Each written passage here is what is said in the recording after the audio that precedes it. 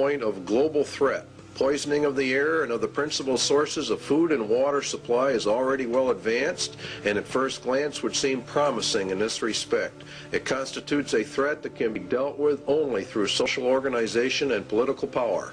But from present indications, it will be a generation to a generation and a half before environmental pollution will be sufficiently menacing on a global scale to offer a solution as a substitute for war. In other words, we replace the war threat with an environmental threat.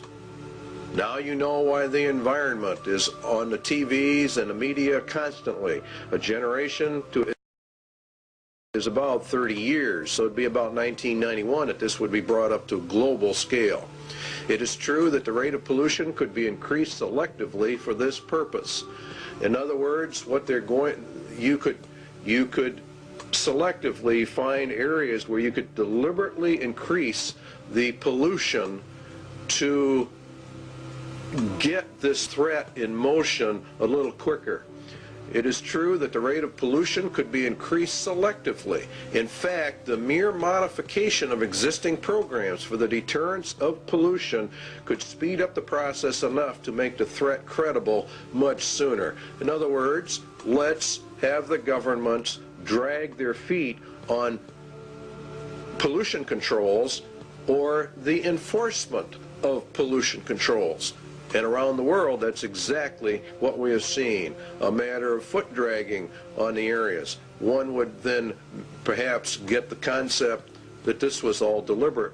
Allow pollution to deliberately get worse until it can be manipulated by the controlled media into a world crisis. A global crisis has to be developed. One substitute for war has then been found. The Iron Mountain agenda is being carried out. The objectives of the EcoScan, well, the UN will end up with control over all the land, and ownership of the land will be held by the rich men. There is arising a crisis of worldwide proportions involving developed and developing countries alike, the crisis of the human environment. The process of compromise of national interests will, of course, have to take place. International economic security is inconceivable unless related not only to the world's environment, but also to the elimination of the threat to the world's environment. Well, the only major threat is private property ownership and private property rights, where people can do as they want. Let us also think about setting up within the framework of the United Nations a Center for Emergency Environmental Assistance. You can see how they're raising this thing up to an emergency status, an emergency level. And that's what Mikhail Gorbachev said in December 8, 1989 in a speech to the United Nations. The United Nations will be the controller of all the lands in the world through their various ecological, environmental organizations that they are in the process of setting up. In fact, the Rio Earth Summit was for that specific reason. Now, it's owned by the rich men. That's who owns the United Nations. That's who actually runs it.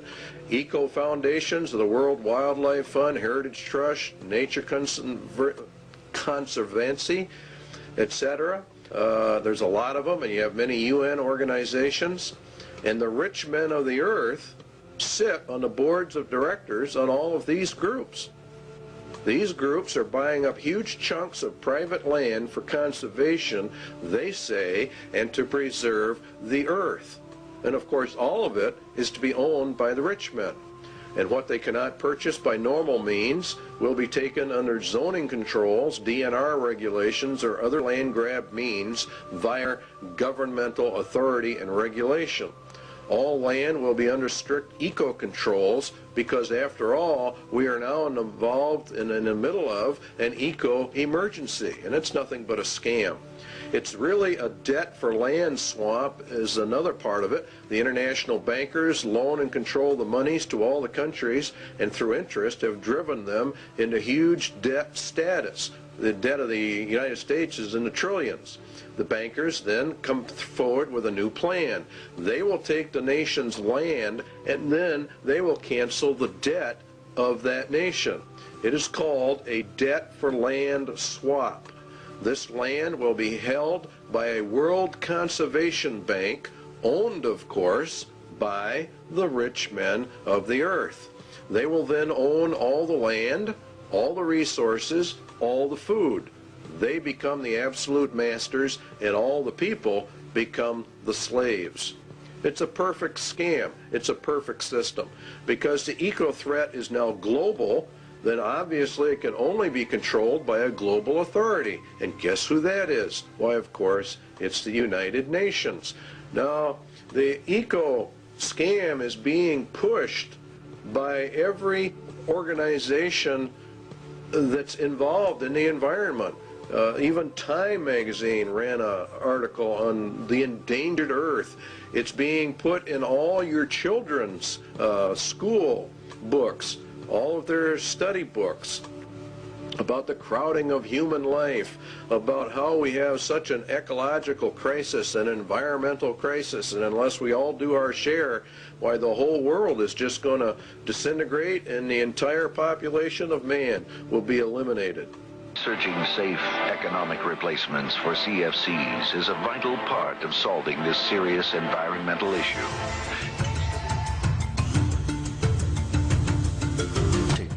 Is it fair to accuse this girl? Have these women done anything wrong?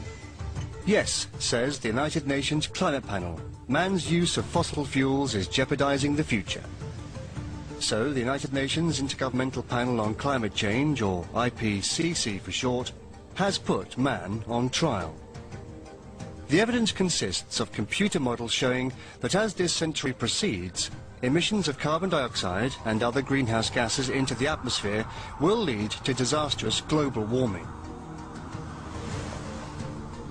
But a number of internationally acclaimed climatologists say it is far too early to put mankind on trial.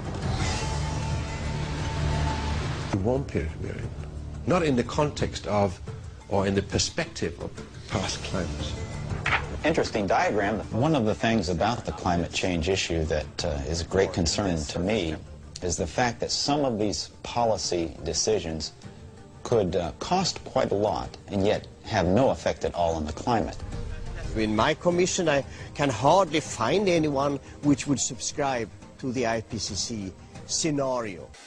Now, as we approach our time, we can see that in the period between 4,000 years ago and back to the period 2,000 years ago, which is actually the Roman age, the temperatures have been decreasing in Greenland by 2.5 degrees.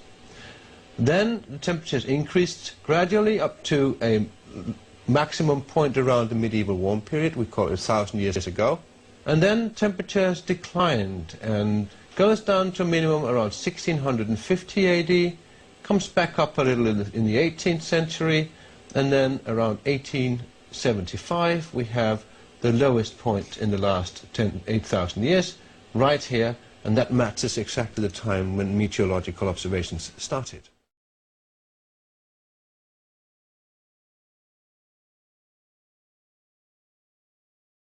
Right, he's a complete hypocrite. He's a fraud on this issue. He uses 20 times more energy than the average American at one of his 3 houses. This is just his Nashville house, and he has 2 other houses as well. And not only this, but he owns one of the most polluting zinc mines in the state of Tennessee. And he also doesn't buy carbon offsets like he says he does. He buys them from a company that he owns. Yeah. So, and we've chronicled on this program, for example, his private jet uses. I know he's like a limousine leer is what we call him, like a limousine liberal. But, you know, one of the things about his zinc mine, which, you know, earned him nearly $600,000, more specifically, we found out that, you know, before these mines were shut down, 16.6 million pounds of toxic substances were released into the air, according to the EPA's toxic release inventory data. Another 2.6 million pounds at the site right where he was. That's a lot of polluting for one person, considering the private jet use, his electrical use in just one house. It certainly is, and you think about this issue that he says he's concerned about his grandchildren, about the future of the world, and he's obviously not concerned enough to take the steps in his own life to reduce, first of all, his energy consumption, and when this zinc mine was in operation, cleaning up the zinc mine. So he's a complete fraud. He's a guy who's a snake oil salesman who's gotten people to buy into this global warming hysteria to line his own